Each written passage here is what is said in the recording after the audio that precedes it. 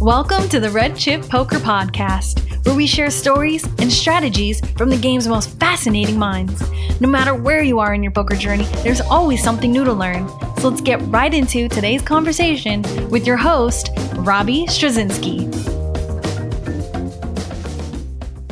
Hey everybody, welcome to the Red Chip Poker Podcast. I'm your host, Robbie Straczynski, and I've got to admit being especially excited for today's episode. Joining us today is three-time WSOP bracelet winner and past WPT champion, legendary high-stakes poker pro, Eli Elezra. Eli, welcome to the show. It's nice to speak with you. Hello, thank you, and thanks for having me. That's good. I say again, I do speak to you pretty often over this last year. Eli and I have been speaking pretty often. I have served as the translator of Eli's new book from Hebrew into English. The book is called Pulling the Trigger, the autobiography of poker pro Eli Elezra. And later on in the show, we'll talk about the book a bit. But before we do that, this is an audience here at Red Chip who likes to do a little bit of strategy, and they don't get to hear often about mixed games. And I know you love mixed games, Eli. So let's explore that topic a bit. Sounds all right to you?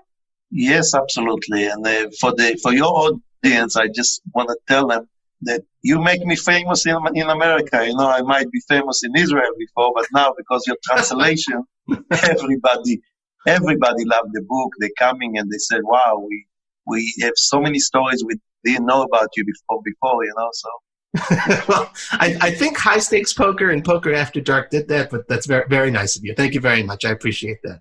Okay, so first question, Eli, what has always appealed to you about mixed games as opposed to just playing Hold'em and maybe PLO? Well, we began by playing only No Limit. That's what the regular games of the mom and pop out there that usually like to watch on TV. I get real bored and real fast.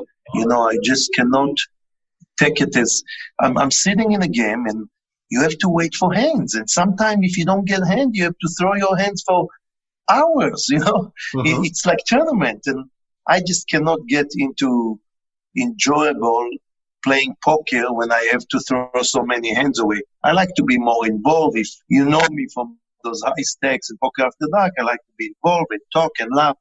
And the mixed game is just amazing. The mixed game get the best of everybody. I mean, I even joined you in your own game in Tel Aviv that one time, and I had so much fun, even though the stakes was so low, because everybody, you know, like to joke and you can show bluffs. And in regular No Limit or even PLO, it's very bad to show bluff. I mean, once in a while if it's a tactic, but if you show a bluff, then people can look you up and you know, in certain situation that you want to bluff again, it won't work. So, but in mixed game, I think it's bring the best of everybody. And I personally believe that my specialties would be at least 10 game mix or more, because I think that in mixed game, you know, certain people don't play all the games correctly. So let's say I believe I have edge in the start games. So in the start games, I don't miss bets, so I don't make mistakes as often as other people make mistakes, and it's big because that's how you adjust your session by profiting in a game that you're doing good at versus the game that you can lose in the big bet games or whatever. Sure, it makes sense, and you pointed some very good reasons and some good points there. And yes, we did have a very good time in my mixed game that I regularly play, even for low stakes. But I wonder, though, you love the mixed games. Obviously, I enjoy it. But if you open up Bravo Poker Live, you're always going to see tons and tons of no limit holdings and PLO tables, and usually that's it. So I'm wondering why, in your opinion, as a mixed game specialist or a mixed game big fan, why don't you think mixed games are more popular than they currently are?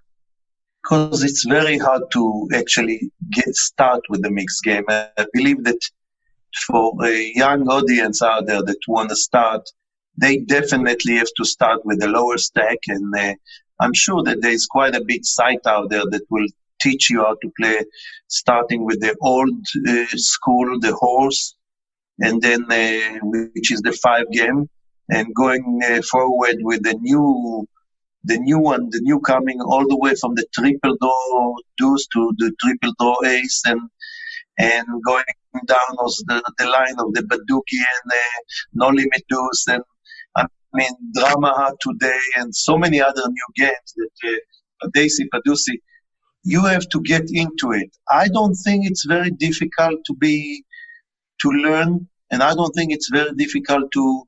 And as I said, even in your game, I learned few new game when I play with you guys. I think that when you're a poker player and once you have the regular poker mind, it's very easy to understand how to play those games. And why, you're asking why they don't play it in all over and all the poker rooms? I believe it's because it takes time. I remember that between Barry Greenstein and even Daniel Negreanu, I remember that every time that they interview them, they used to say, you want to be a complete poker player, you have to play the whole games.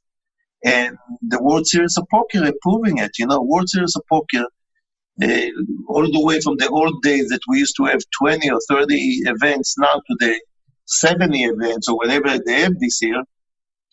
I mean, 75%, the old days used to be like 75%, 80% of no limit order, or maybe PLO. And even those days, you go to some of this, like even Bellagio, sometimes they run a series of tournament that it's only no limit order. But the World Series realized that nowadays it's become popular to have the rest of the game. And now we have, if I have to guess, it's at least 50-50 between the no limit and the big bet game versus the mixed games. And matter of fact, now after I'm talking to you, I'll check it out. I'm just curious to see what is the percentage different now between the mixed game and the regular. And of course, the big player championship that call the latest Chip Reese, my friend, it's the mixed games. It used to be, at the beginning, used to be the horse only. Then they make it the Poker Star 8 game. And now, the year that Gordo won it, it was 10 game. They had up the Badugi and No Limit Deuce. And now it's back down, I think, to the 8 game again.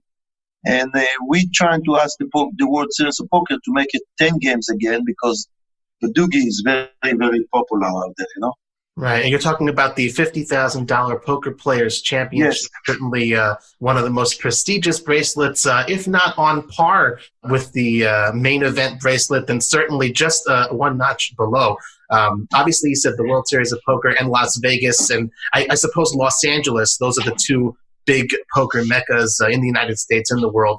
And they do there, because there are just so many tables and so many people playing, they do spread mixed games a little bit more often, more frequently.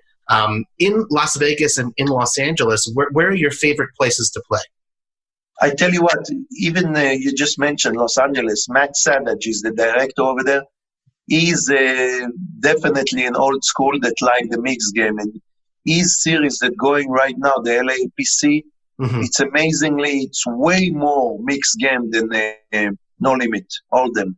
I think over there it's about 70% of the mixed game, and I'm talking about the Omai, the Beder, and the whole.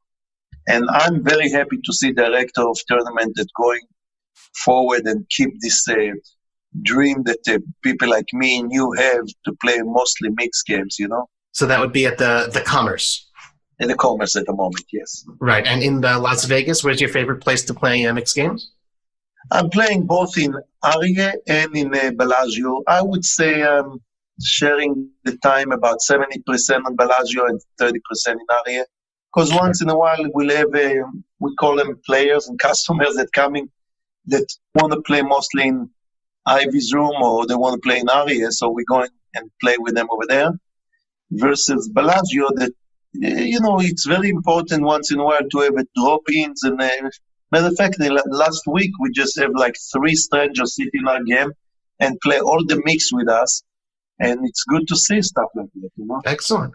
Well, one thing we always hear about in Hold'em and in PLO, we hear about the importance of game selection.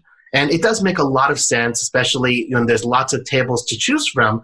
But with mixed games, there aren't too many of them being spread, and especially at the limits which you play, I don't imagine you have too much of a choice of games. So perhaps what types of strategies do you have, if at all, in terms of approaching mixed games when you can't really do too much game selection, I guess?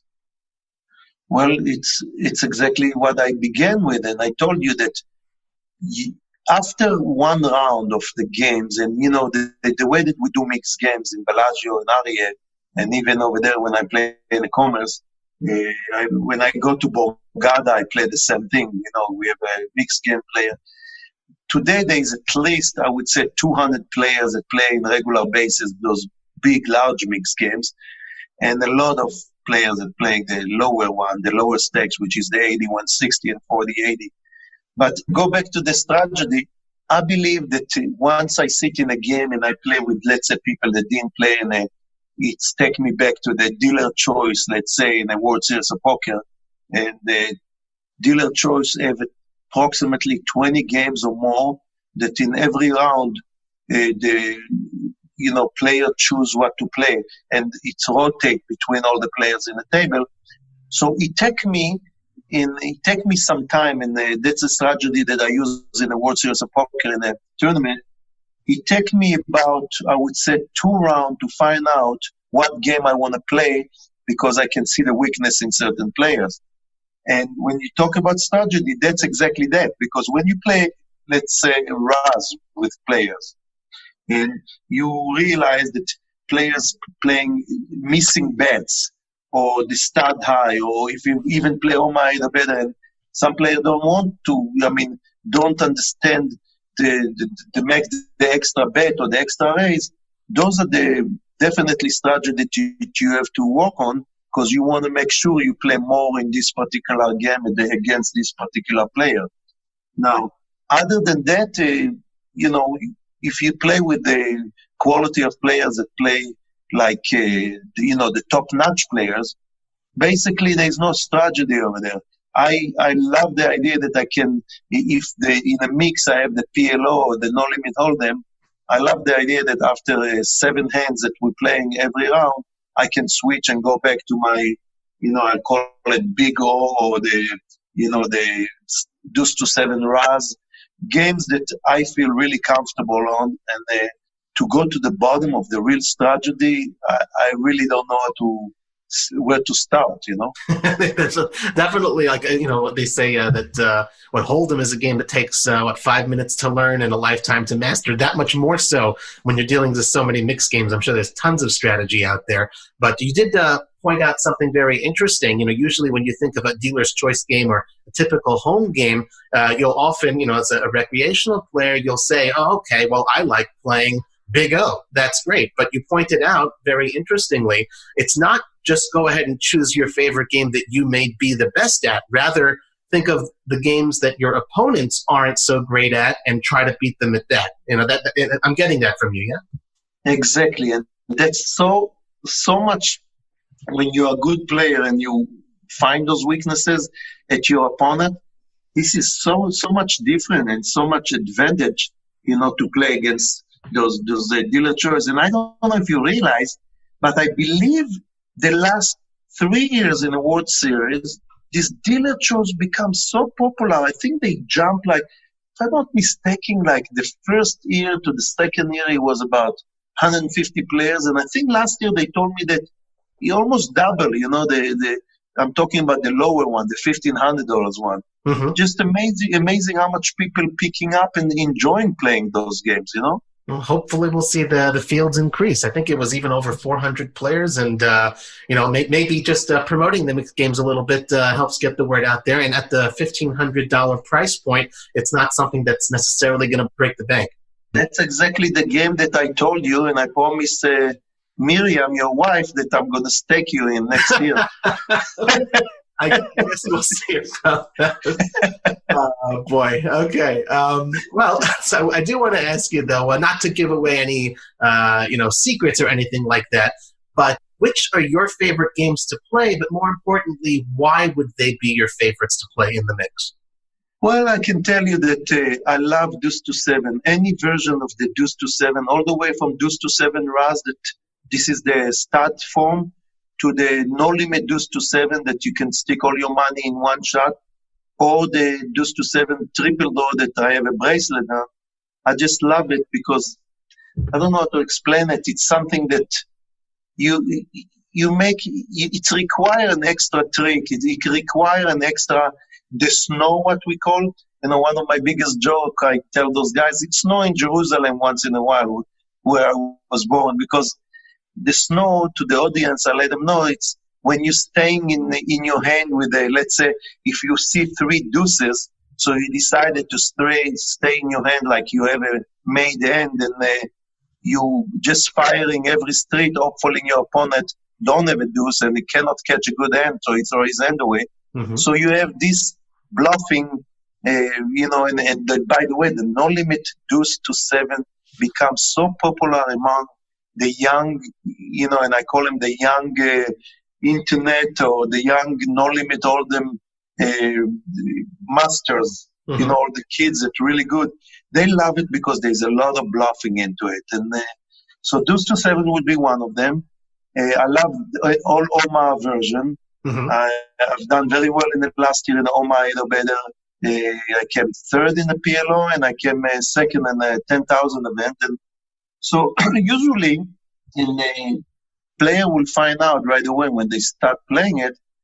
You usually like what you're doing well in. And when you're doing well on those ones versus the no limit hold'em or versus the regular Raz, it's different. I love the stud high. Everybody that I play with, they know when the stud comes, everybody say, "Oh, this is Eli Elezra game." Some of them call me Eli game. Eli's game. They kind of joking. Let's throw this game away. I just love it because I think I have more imagination in stud than other people. So interesting. Well, of course, you've been playing poker. You've been playing stud and all the different forms of poker, and for high stakes for over 20 years. These days, players tend to get universally better at poker by taking courses and studying training materials. I know here at Red Chip Poker, there's plenty of options for our listeners to partake in. They study lots of charts, all those sorts of things. Is that something that you ever did over the course of your career, or was it always just sort of trial and error through just sitting at the table and playing? Yeah, that's an excellent question, because I start with the joke that Doyle Bronson always tell me when I play the three-handed, as I mentioned in my book, for about 2 years, very high limit against the best in the world, Doyle and Chip. I remember that he came one day after about 6 months that we've been playing, and he gave me the super system. And he wrote on the super system, dedicate to me, he said, "To my friend Eli, I don't think you should read this book. It's going to ruin your game." So it was very funny because I have my own style. I think that I grew up into it, not reading books and not looking on online.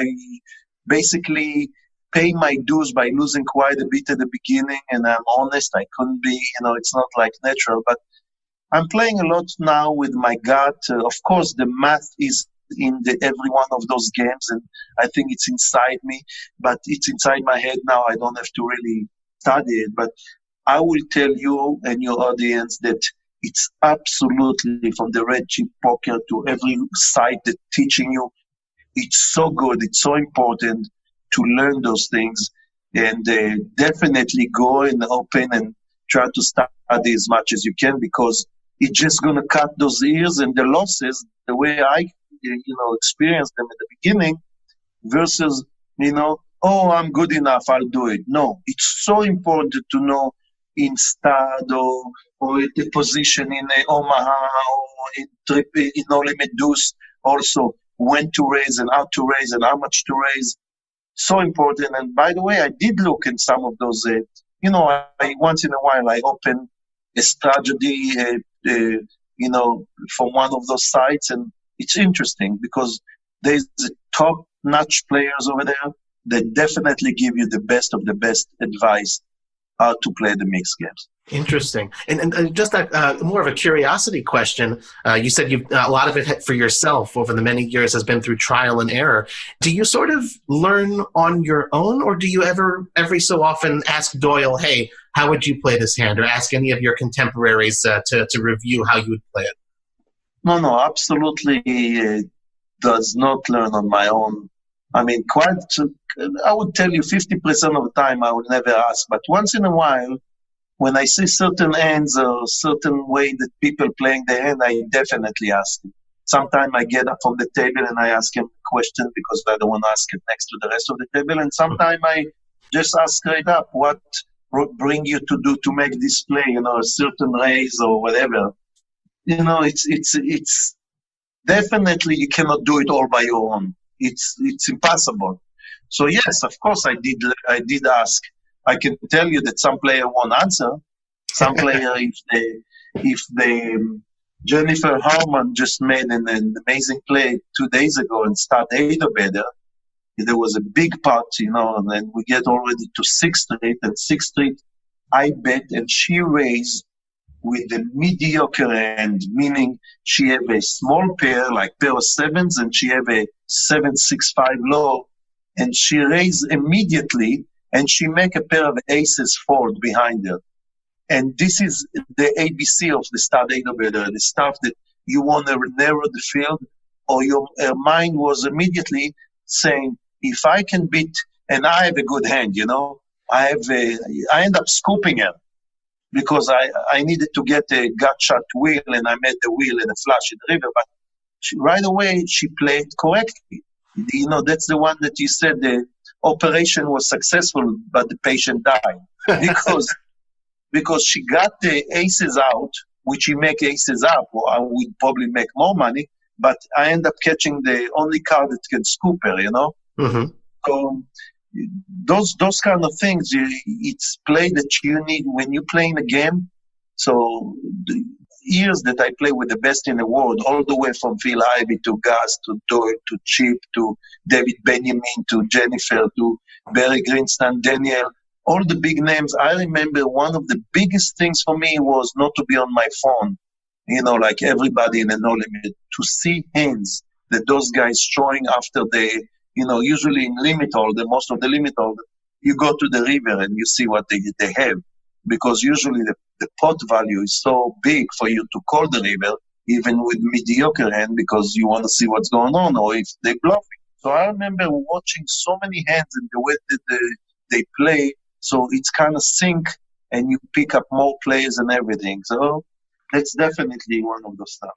Brilliant. I love it, and I feel like I've personally gleaned some great pointers from you, Eli. When we come back, we'll keep picking Eli's brain for some more specific mixed game tips and insights. We'll talk a little bit about the upcoming World Series of Poker, and of course, we'll be discussing Eli's autobiography, Pulling the Trigger. But first, a little strategy break.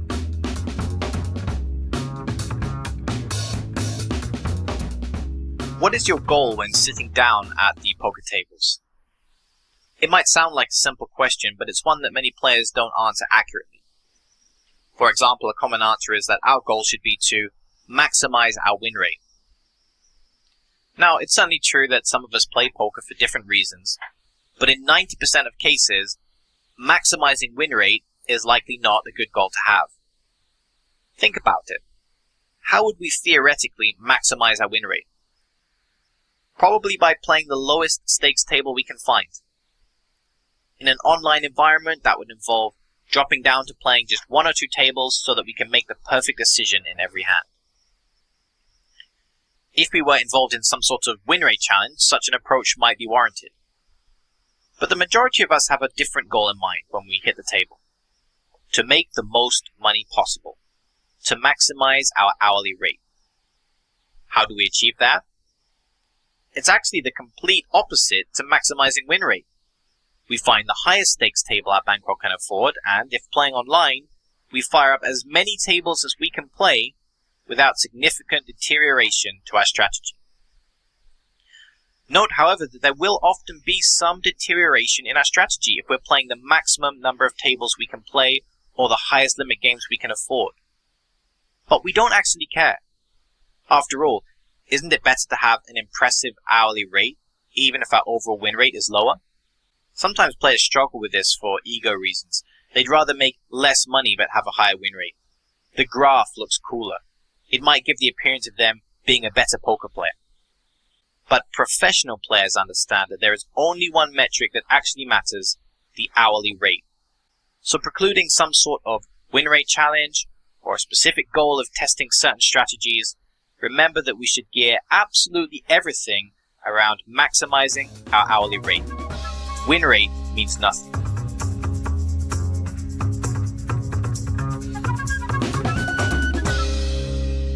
Welcome back, everyone, to the Red Chip Poker Podcast. Robbie Straczynski here with poker legend Eli Elezra. Eli, you've been living in Las Vegas for 30 years now. How does the high-stakes poker scene in Las Vegas change every year when the World Series of Poker comes to town in the summer? Well, it's amazing that when I got over here in 1987, so it's 32 years.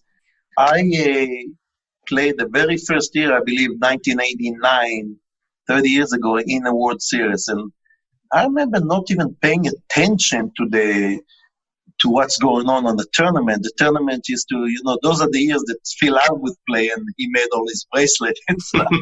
But I remember a very small field on the Raz and stud and stuff like that. But I wanted to concentrate more on the cash game at the beginning.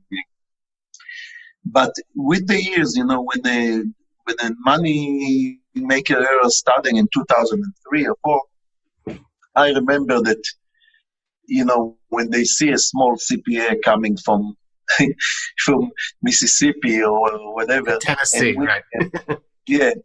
And winning such a big one, it's become amazingly popular. And then so many, every hotel open a poker room. And during the summer, back then it used to be April, May, the World Series of Poker. I remember that we had so many people in town and all the poker rooms was kind of booked and stuff like that. And this is the sport that I love. And to this day, I'm playing like at least 5-6 days a week. It's just, so I remember loving it, coming in, put your name on the list and waiting long time sometimes and opening games. And in the last I would say 5, 6, 7 years, it just become just the most unbelievable. Even after Black Friday, that everyone that coming to town want to win bracelet, and everyone want to play tournament, and everyone want to play the best of the best. And, even those years, it's just scary how from those televised series of the poker after dark and the high stakes poker and the NBC Heads Up and everything, our face becomes so popular and people still coming and love to chat with you when you sit on the table with them. And I tell you what, I'm like Daniel Negreanu and Barry Greenstone and a lot of guys out there. I'm Gus Hanson. I'm very open talking to everybody and love to have any newcomer to our world because it's so important, to have more poker players that love to play poker, and will make it so much bigger, than what it is. Sure. And you mentioned the juicy cash games that happen during the summer. They still do happen, each year during the World Series. But at the same time, you mentioned, now everyone still wants to hunt those bracelets. So do you have a plan going into each summer? Okay, I'll play certain days cash, certain days bracelets, or you just sort of take things one day at a time? It's funny because every year before the World Series starting, I pull up the schedule and I circle, I outline games that I want to play and games that I'm playing for sure and stuff.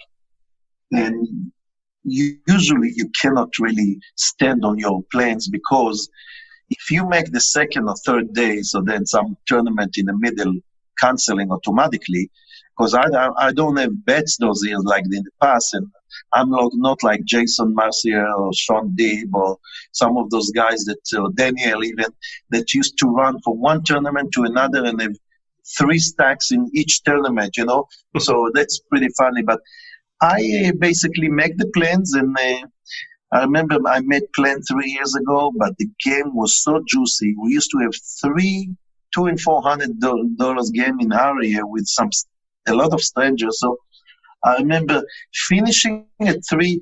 I almost, the mixed games, it's not very hard to make the second day. So because they make it's very good structure. So usually I finish the game at 3 a.m. and then I run to area. I play there for 2 or 3 more hours and then go sleep. Then I have to start again at 1 or 2 p.m. Then start the whole thing again. So during those 2 months, the June and July, I hardly sleep, and my family and my kids know not to bother me. So I'm the way I see it right now, it's going to get even better. I know sometimes people used to go, poker die and you don't see it anymore. When you look at the number of the World Series of Poker, when you see how busy those poker rooms are, every poker room now in town, all the way from the Golden Nugget for the low limit to the Win to the airport, everyone is so busy, so many players, so many no-limit players, so many mixed players, so you're not bored during those 2 months. Right. Oh, you're making me so hungry. I wish it was already summer. I'm sure all our listeners are saying the same thing. Well, we've spoken a lot about the mixed games in general. So let's examine a couple of the specific games and hear what you have to say about them. You've mentioned 7-card stud. There's also 7-card stud high-low. From a strategic standpoint, what would you say are the most important differences to keep in mind in 7-card stud versus 7-card stud high-low? They're not exactly the same game. Well, first of all, don't say high-low, because high-low, it's high-low regular. 7-card, 8 or better. 8 or better. Apologies. Yes, you are correct. I mean, on both games, it's very, very important to remember the cards that going out on 3rd Street, and that's, or if by mistake the dealer burn and make a mistake on the card, because a lot of people don't pay attention and they are on the phone, and when the 3rd Street or 4th Street coming. And I always tell people, one of my biggest qualities is that I remember cards that go out. That's why I don't remember certain people coming and say, wow, you don't remember me from 20 or 30 years ago? So I told them, the brain of the human being has limited memories. So I kind of wiped the one from 20, 30 years ago, and I'm using this to remember the card in stud that come out. Because it's important, that's basically my business now, and I need to know if a ace of diamond was out and my opponent didn't see it, and he look at king of diamond and he got 3 other diamond, and I have my ace of spade in the hole and I make a flush. I know this is so big because it can make me stop raising, or I'm gonna keep raising until whenever, Mm-hmm. So those things in stud, it's important. Other stuff in stud is basically to see who's your opponent and positions. If you have position, and of course position, it's by the highest card. So important to know if you are the last one, if your opponent is weak, if he's trying to check raise you. It's stuff that you master only when you play the game a lot of time. Mm-hmm. And you, of course, have been playing in so many cash games for so many years. You said 5-6 times a week, of course, constantly involved. However, tournaments are a little bit more rare, and especially during the World Series of Poker, people are competing for bracelets. So, is there a strategic difference when you play the games in cash game format versus tournament format, the 7-stud and 7-stud 8? Yeah, I think the strategic is in my mind. I usually knows I cannot play like cash game. I don't, in tournament, I'm not wide open, meaning I'm not putting myself in because I cannot rebuy, most of the tournament, those in World Series Poker, you cannot re-enter. Mm-hmm. So if in certain game, I said to myself, I'm going to try to bluff him out, every chip count in tournament. So I will be a little more wide open in cash game than in tournament. And in tournament, I'll do exactly what I just told you. I'll see who's paying attention more in the game, in hands, and I'll watch more hands they're showing. That way, he'll tell me when the 3 bets, if somebody raises and another guy re-raises, and this guy call it 3 bets, and he have only a 7 as his door card, Then if he come up with the queens, I know he's a good player, but if he come up with a split 7 with a, let's say, 5 and a 9 in it, then I know that he's a lot more loose player, that it's going to tell me how to play with him in the future. Mm-hmm. Interesting. Wow, definitely pays to pay attention to the cards and not to your phone.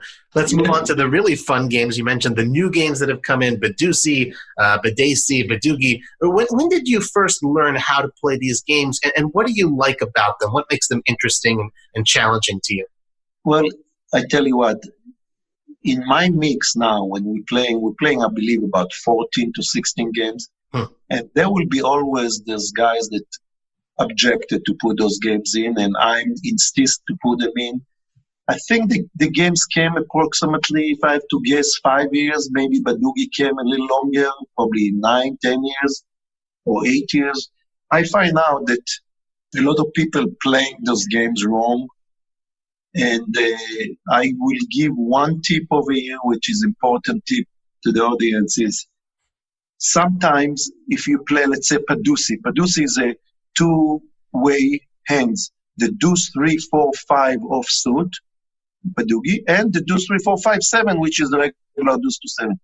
So I find out that a lot of people making the mistake, and if they getting dealt, let's say deuce 3, 4, 7, but the deuce 3, 4, 7 are with only 2 suits, they will keep the 4 cards and draw 3 times to make a good one-way hand. Versus, I will throw sometimes, sometime I will throw 2 cards away, or sometime I will keep 3 and throw 2 away. And it depends if I'm playing 3-way action, or if I play a 5-way action, or if I play heads up. It depends big time who's my opponent. But biggest tip right here is to know when you're free rolling. And when I'm saying free rolling, of course you can keep the deuce 3 and catch 3 paints, then 3 paints, and everything is bad. But the overall idea on those games is to be free rolling. And if you keep 2 offsuit and then you catch another 1 or another 2, then a lot of time in these games, the deuce 3, 4 come to play, which is the deuce 3, 4 offsuit, because if you don't have Badugi or your opponent don't have a Badugi, then you win with the 3 cards. Mm-hmm. So it's so important to play. Until those days, I play in mixed games that people making those mistakes, and I have to take advantage, Interesting. And I know you didn't see my list of questions before we started, but that actually you anticipated my next question was, I often find myself in situations where I just don't know how many I should draw or which cards I should toss. So definitely some very helpful guidelines there. Let's go move on to the next topic of bluffing. Maybe I'm wrong, but it seems like there's a lot more bluffing in Hold'em as opposed to the other mixed games. Again, maybe I'm wrong about this. Would this have to do with the fact that mixed games are played limit and you always have just amazing pot odds to make that last call? Or is there something else about mixed games that just makes bluff not work as often? Well, you're right. This is absolutely what you just said. The no limit, you can bluff with all your chips, and you can pick up, if you read correctly your opponent, you can pick up spots and move all in when you know that your opponent got a mediocre hand, that second pair or whatever, that you will fold. And then, of course, you have to play against a guy in no limit that his stack is not big and you are bigger stack than him, and you have to play your chips, and you have to play. In no limit, there's so many, like what you say, your lifetime of study in no limit. And Daniel Negreanu used to say it best in his, the podcast he used to do on his website. He used to say, every day I'm learning new stuff on no limit. In a mixed game, not only the part hard that you almost have to call with a mediocre hand, because usually you get over 10 to 1 on your money, but it's when you have 3 or 4-way action in mixed, if it's Padusi and Padesi and Badugi, those are the games you can bluff. Mm-hmm. Because if you know that your opponent got something that you can get him out, usually if you play 2 and 4 or 4 and 8 or even $2-4, or it's become expensive when you make it 3 bets. Now you said, maybe my opponent already got Badugi or whatever. So you can bluff. You definitely can bluff in our game. but it's a lot harder. Interesting. Wow. I got to admit, this is one. The next one question is about a game I really know nothing about, and I know it's not part of the mixed games, and it's been a very long time, probably 20 years since there was a bracelet event in it. That's Chinese poker. I know you're a very big fan of the game. Why should people give it a try? And perhaps you can tell us one or two important things you need to know about Chinese poker before you get started playing. Well, Chinese poker was, I think, Steve Z is the one that won the bracelet. That's right. That was in the World Series of Poker. I think he had probably 18 upon it or 20 or whatever. But the Chinese poker is, when I learn it, I don't know if it's important to your audience, and I don't know if it's good. The reason that I play so many hours of it was usually me and Doyle or Chip or Eli, before we start game or when we have a break in a game or we're waiting for people to come. So we getting dealt, and I tell you what, I have to tell you that the top-notch players playing old school Chinese, I'm not talking about the new one, but the old school Chinese 13 card, there is no man, I don't think there's more than 0.1, 0.2% edge between one and another, because they make a software and you can count card, and you can definitely see if you should do the pair and full house versus the new version, the pineapple, or those are definitely, you have so much skills into them. And I guess there's few people that are on top of the world, the Jason Mercier, Sean Deeb, Gus Hanson, some Russian that people will not play with them because they are so good. It's all like chess, it's all like definitely got a lot of math into it. You have to know what to put on top, and if you want to go to fantasy and everything. I just enjoying my time on this app, and playing between $1 to $5 a point just to pass time on this Chinese. But I'm still playing, with some of my opponents, the regular old school before game starting, and but I don't think that it's one. I don't think they'll ever return to the World Series of Poker, and I don't think it's you can read about it, but it's not something that I would tell you, oh, this is a good trick, you have to learn about it. It's not very important. Well, I did feel like I had to ask at least one question because I know I've seen you playing on the app a lot. So anyhow, though, after all of those detailed questions about mixed games, I guess we should promote the book just a little, huh? So, okay. So since the release of Pulling the Trigger, I know I've seen a number of pictures and videos on Twitter as your fellow poker pros have been holding the book. They've been a signed copy that you've given them. People like Phil Hellmuth, Matt Glantz, Joe Stapleton, who we had on the podcast a couple weeks ago, reigning WSOP main event champion John Sin. Have any of those guys had a chance to actually read the book yet and give you some feedback on the writing? It's unbelievable that the people that play with me, they want to sign book, and I sign to them, and then some of those guys, it's just unreal. They come to me and they said, it's the most amazing thing. I play with you for 20 years, but some of the stuff that I read that you did either at the Far East when you travel or in the Israeli army, this is the most unbelievable. I enjoy the book so much, and not to show off over here, but I guarantee you, when I sign a book to players, or when people ask me about the book, I tell them, listen, if you want to learn more about poker, don't buy this book. Buy strategy book from the best of the best out there. But if you want to listen a little bit about interesting life, you should buy it. And I'm telling you, yesterday a dealer came with tears and he said to me, wow, I was in the army too, and this remind me so much of what I did. And stuff that it's very tickling to see that you get people that enjoying it. When I asked you to translate the book, I knew I'm not going to get rich from it. But, I live in America now. I'm going to die in America. I'm going to die in Las Vegas. And I have 5 grandkids and kids that do not read Hebrew, So that was the very biggest, bucket list for me, to make sure that my kids and my grandkids will know who are the father and who are the grandfather. And at the same time, people like that I play with, that, like tell me that they couldn't leave it. They read it in 1 day or 2 days because it was so interesting. So Wow. That's really gratifying to hear. Also, it's really good to hear that type of feedback from the other pros, from your contemporaries. Beyond a pure translation into English, as you know, we did a good amount of extra work transitioning from the Hebrew version into the English version. For our listeners who obviously don't know Hebrew, what is different, in your opinion, about the Israeli Hebrew-speaking audience as opposed to the general worldwide poker audience, that the content sort of needed to be changed a little bit? You probably can answer that more than me, because I speak and read both languages, but I really don't know how to nail it to one or two items. I can tell you one thing, the name of it.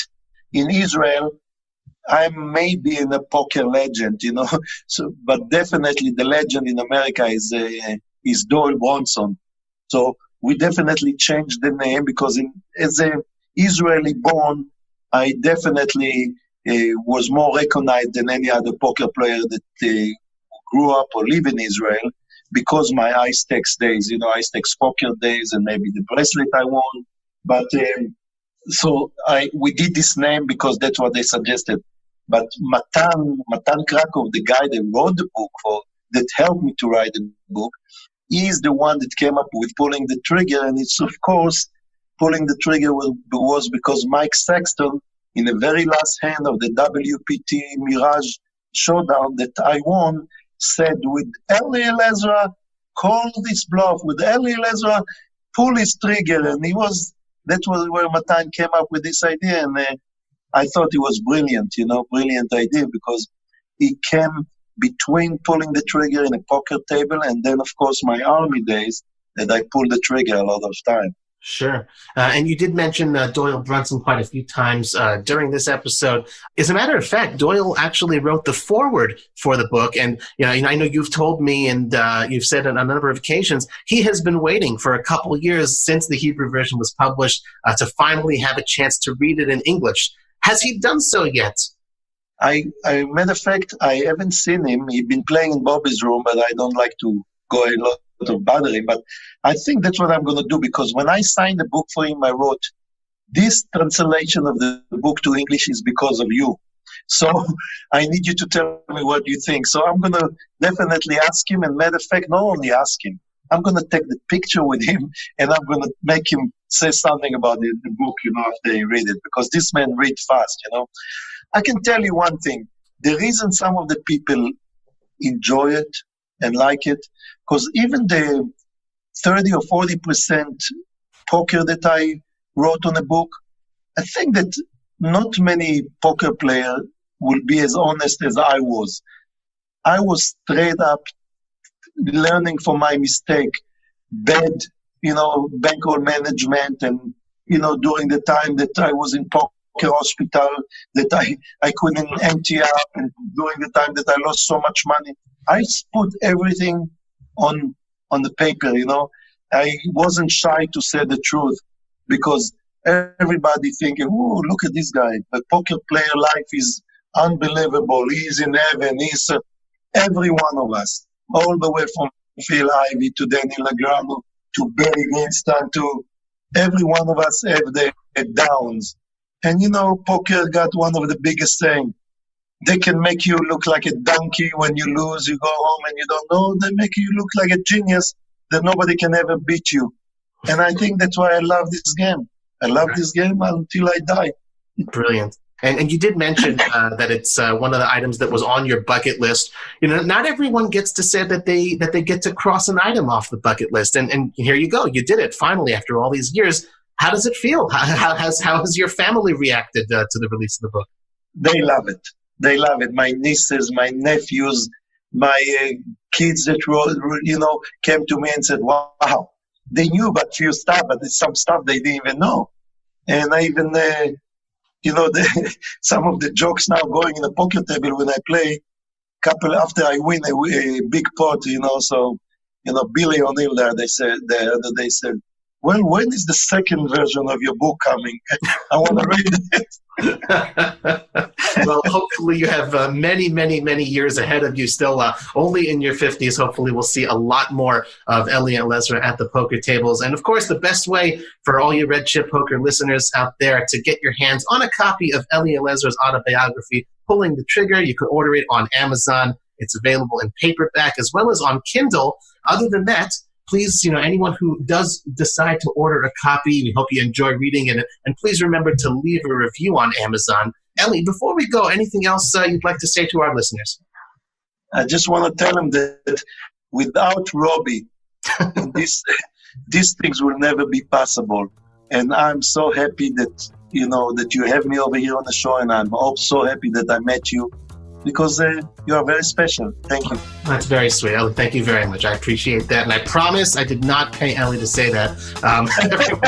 There you have it. Thank you again so much to the one and only Eli Elezra. This is Robbie Struzinski, and you've been listening to the Red Chip Poker Podcast. Thanks for tuning in to this week's episode. But don't stop learning now. Head over to redchippoker.com. You'll find everything you need to get better today. Join our free, friendly strategy group and start talking poker with our coaches and community.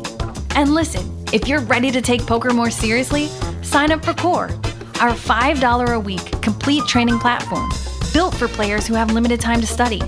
Core is packed with over 100 bite-sized lessons, from the fundamentals to advanced strategies, quizzes, achievements, discussion threads, and more.